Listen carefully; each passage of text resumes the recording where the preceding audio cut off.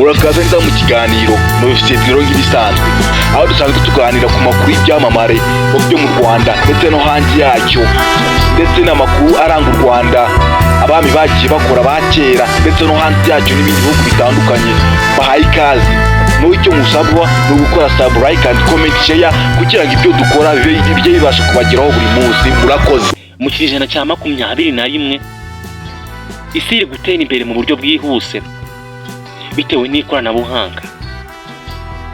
Uko imyaka igenda indishira niko abantu bagenda bagira ubuhamya bwo gukora imashini zibasha gukora ibintu umuntu yajyaga akora mu bushobozi bwe bwite.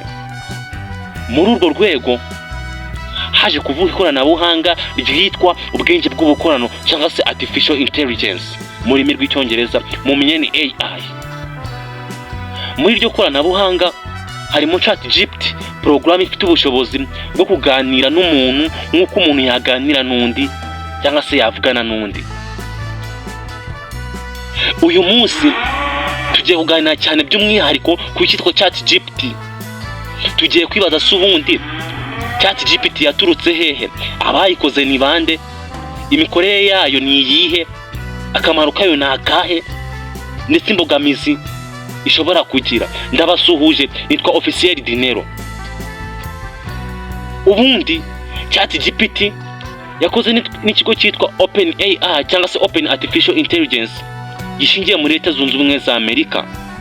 Iki kigo cyashinzwe mu mwaka w'2015 n'abantu bafite izina rikomeye mu ikoranabuhanga barimo Elon Musk, Sam Altman, Greg Brockman, Ilya Sutskever ndetse n'abandi benshi batandukanye.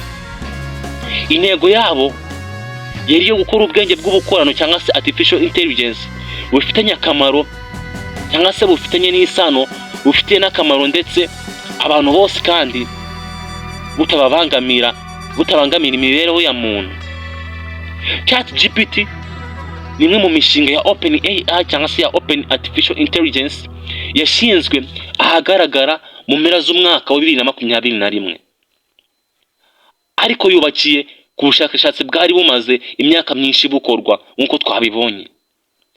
Ese tugiye kwibaza ChatGPT ko bamaze kutubwira ko ari porogaramu y'ubwenge bw'ubukorano cyangwa se artificial intelligence ishobora kuba yaganira n'umuntu bisanzwe bikamera nkaho uganira na mugenzi wawe kandi uganira n'iyo porogaramu yitwa ChatGPT.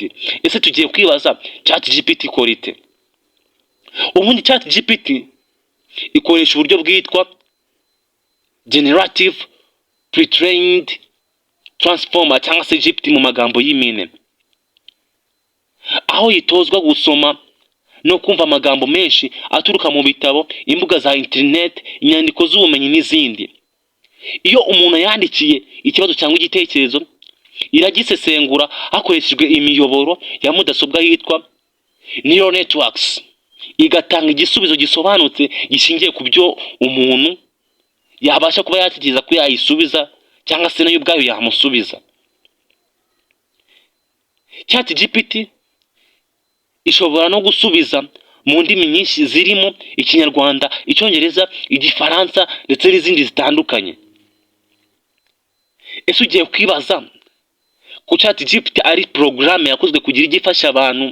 Ese ushobora kwibaza ChatGPT ifite akahe kamaro, ikora mu buhe buryo, cyangwa se ni ikihe kintu kikunda kuyifashishwamo cyane? Ubundi ChatGPT ikoreshwa mu nzego zitandukanye. Muri izo nzego zitandukanye harimo inzego zo mu burezi, mu bucuruzi, mu itangazamakuru n'ubuhanzi, mu ikoranabuhanga, mu buzima bwa buri munsi. Ese ugiye kwibaza ngo ni gute ChatGPT yifashishwa mu burezi? ChatGPT ifasha abanyeshuri kumenya neza amasomo, kwandika inshoza no gukora ubushakashatsi muri rusange. Mu bucuruzi ho ifasha mu gukora imigambi y'ubucuruzi, raporo, ibaruwa z'akazi ndetse n'ibindi. Mu itangazamakuru ndetse n'ubuhanzi ifasha abantu gutegura cyangwa se ifasha abanyamakuru gutegura inkuru, imvugo, ibiganiro n'indirimbo n'ibindi bihangano bitandukanye. Mu ikoranabuhanga ChatGPT ifasha mu kwandika kode za mudasobwa, gusobanura ibibazo bya tekinike no gutanga ibisubizo. Mu buzima bwa buri munsi itanga inama, ikaganira n'abantu ndetse ikanabafasha gutekereza mu buryo bwagutse neza muri rusange. Ese nubwo ChatGPT ari AI cyangwa se ari artificial intelligence, ubwenge bw'ubukorano, ifite akamaro gahagije imbere y'abantu, ese ifite izihe mbogamizi? Abantu benshi bashobora kubyibaza imbogamizi ishobora kuba ifite cyangwa se ibindi bintu bitandukanye bibi bihiturukaho. Ubundi ChatGPT ishobora gutanga amakuru ariyo neza, ntigomba kwizerwa nk'igisubizo cya nyuma, kandi ishobora no gukoreshwa nabi. Ushobora kwibaza ngo ni gute ChatGPT ishobora kuba yatanga amakuru ya nyayo kandi twamaze kubona ko mbere y'uko itanga igisubizo iba yagisesenguye, cyane cyane ku ngingo nshya cyangwa zidafite ibyemezo bihamye. Aho ngaho niho ChatGPT ikunda gutanga ibisobanuro cyangwa se ibisubizo bidasobanutse. Ushobora no kwibaza kandi ni ukubera iki ChatGPT itagomba kwizerwa nk'igikoresho cya nyuma. Ubundi ku byemezo bikomeye nko mu buvuzi, amategeko cyangwa ubujyanama bw'umwuga, ChatGPT ikunze gutanga amakuru atuzuye cyangwa se atariyo neza, atanizewe. Ese ni gute ChatGPT kandi ishobora kuba yakoreshwa nabi? ChatGPT ishobora kuba yakoreshwa n'abantu bayikoresha mu kwandika ibinyoma, gukora uburiganya cyangwa kwiba ibitekerezo by'abandi. Ese twasoza tuyivugaho iki? Ubundi muri rusange ChatGPT ni igikoresho cy'ingenzi mu iterambere ry'isi muri iki gihe. Gifite ubushobozi bwo gufasha abantu gutekereza, kwihugura ndetse no kunoza ibyo bakora mu buryo bwihuse kandi byizewe.